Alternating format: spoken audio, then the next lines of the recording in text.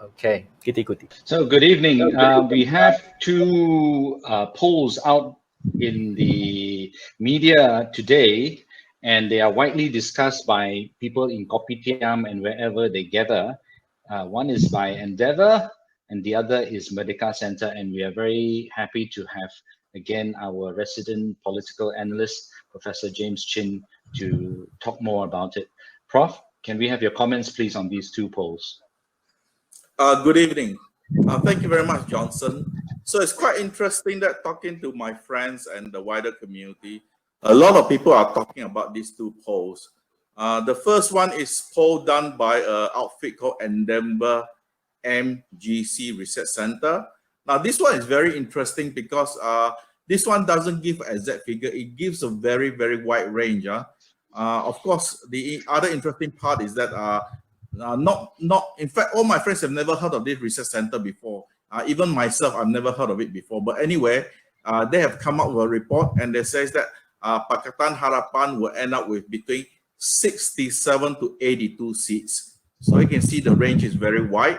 Barisan Nasional will come out to around 58 to 73 seats. Again, a spread of more than 20 seats. Perikatan Nasional, 10 to 40 seats. So this is the first poll. It was reported by the Vibes. A lot of people are talking about it. The second poll is also very interesting. A lot of people are also talking about it. And this is a tracking poll done by Merdeka Center. So according to Merdeka Center, Pakatan Harapan is on track to win the general elections. Now, when I said to win, right, I do not mean that they will reach the halfway mark, 112. According to Merdeka Center, Pakatan Harapan is on track to win 99 seats, in other words, the biggest bloc. But here is the big surprise. According to Merdeka Center, the biggest bloc after Pakatan Harapan is not Barisan Nasional, it's Perikatan Nasional with 48 seats. Barisan Nasional will actually end up as number 3 with 32 seats. So this thing is really, really interesting because even though they're both tracking very similar group of Malaysians, of course, different timing and different questions. Their results are so far apart. And today, if you read Singapore Strait Time, there was a leaked report in Malaysia saying that Barisan Nasional is facing a crisis. So it is really, really quite interesting. So one of the things I would really like to discuss today very quickly is that what does this mean? What does this mean in terms of these tracking polls? Well, what it does is that it tells me very simply that there was actually a large group of voters out there in Malaysia who are undecided. So that's the reason why we have, such a big differences in figures. If you read all the reports of the newspapers and people on the ground, they all say that this election is still very cold. It is very cold. In other words, there is no excitement, even in the rural areas. This could mean that a lot of people have already decided, but they're keeping their choices very close to the chest. Or the other way of reading it is that, there is a large group of undecided out there, and they will decide probably in the last 2 or 3 days. This is especially true for the Undi 18 voters. These young people, many people have tried to reach out to them, and so far there have been very, very little reception from the younger people about all the actions taken by the political party to try to reach out to them. I see. Okay. I think one particular poll, I think it was the Merdeka Center one that showed who is the preferred prime minister. If we could have that graphic shown as well, and let's see what it looks like. So in terms of the preferred ruling government and the preferred prime minister poll, what is interesting is that according to Merdeka Center, Pakatan Harapan is way ahead in terms of the preferred next government. Pakatan Harapan is sitting at 35. Perikatan is sitting at only 22. Perikatan actually polls higher by 1% against Barisan Nasional at 21%.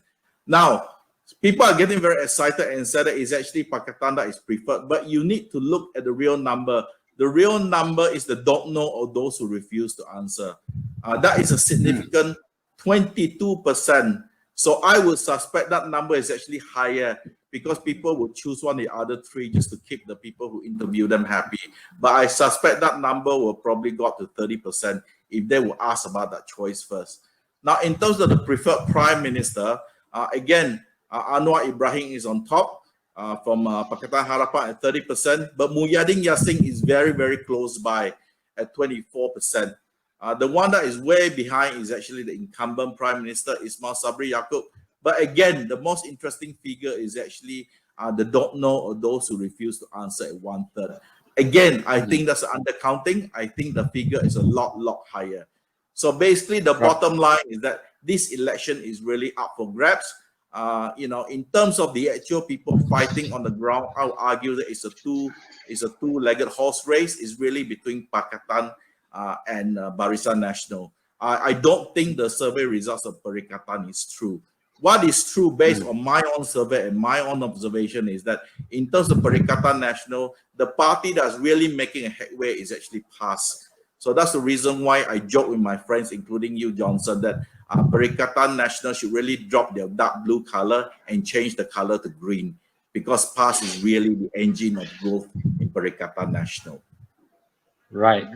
So if I understand you correctly, what you're saying is the undecided voters will, in the end, decide who really wins and by how big a margin, because right now they say they are undecided, and not only that, they are undercounted in the polls because a lot of people are just giving one or answer or another just to keep the pollsters happy.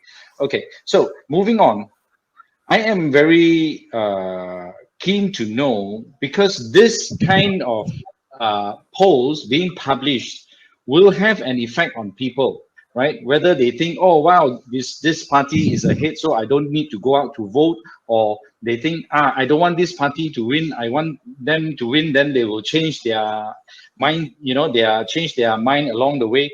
So do you think that will have a negative impact on any of the coalitions in particular? Look, studies done obviously suggest that yes, it will affect people, but the key to this is that how credible are the polls? If the poll is done by a credible group, then people take it seriously. But as I said, the first poll that we spoke about, the Endeavor poll, right? Everybody I've spoken to have actually never heard of this company before. So most people, I suspect, will not take that poll seriously. And also the answers they gave, the large range of numbers in terms of the seats, I think a lot of people will regard that poll as probably not very accurate. So I think in terms of Merdeka Center, people take it more seriously. But generally speaking, I think in the Malaysian context, the poll thing really doesn't affect the people in the rural areas as much as they affect the voters in the urban areas. But my takeaway from this is what I said at the start of this series of program. It is really about the turnout figure. If the turnout is very high, especially among the new voters, the so-called Undi 18 and the automatic registered voters, then that will benefit Pakatan Harapan. If the turnout is low, it will probably benefit Barisan Nasional. But what is certain is that the last 2 or 3 days, coming Wednesday, Thursday, and Friday, I guarantee you, all the coalitions will be throwing everything they have into the campaign, including the kitchen sink, because they really have to drive the voters. So you can see, right, all the major coalitions are currently in the midst of organizing massive rallies just 1 or 2 days before polling. So basically, I think they also understand their reading is very similar to my reading, which is there's a large group of undecided out there. We have to show them last minute push that you have to support us because we can form the government. Because I think at the end of the day, most people believe, at least on the peninsula side, none of the coalitions will have enough seats to form a government. And right, there's always a segment of the community in Peninsular Malaysia said that we should not rely on the jokers in Sabah and Sarawak because they can't be trusted. So thank you to Prof. James Chin for joining us today and giving his comments and thoughts about the 2 polls by Endeavor and Merdeka Center. Thank you very much, Prof. We'll see you again.